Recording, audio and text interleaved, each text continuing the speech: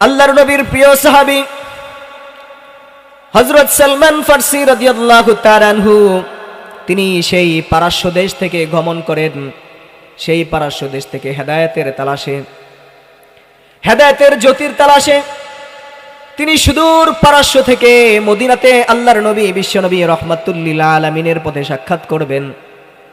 আল্লাহর নবী বিশ্বনবী রাহমাতুল লিল আলামিনের সাথে সাক্ষাৎ করবেন, এই জন্য তিনি সেখান থেকে রওনা হয়েছেন।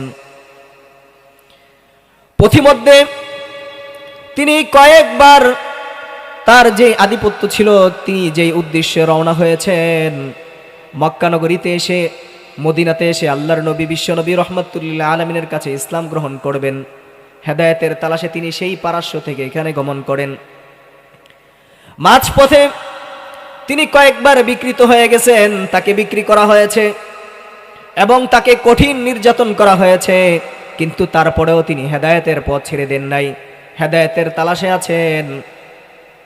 বয়োবৃদ্ধ সাহাবী, যার কারণে পরবর্তীতে তিনি যখন মদিনাতে আসেন, আল্লাহর নবী বিশ্বনবী রাহমাতুল লিল আলামিন যার পরামর্শে খন্দকের যুদ্ধ সংগঠিত হয়, সেই সাহাবী হযরত সালমান ফারসি রাদিয়াল্লাহু তাআলা আনহু তিনি পারস্য থেকে মদিনাতে এসে আল্লাহর নবীর কাছে ইসলাম ধর্ম গ্রহণ করেন।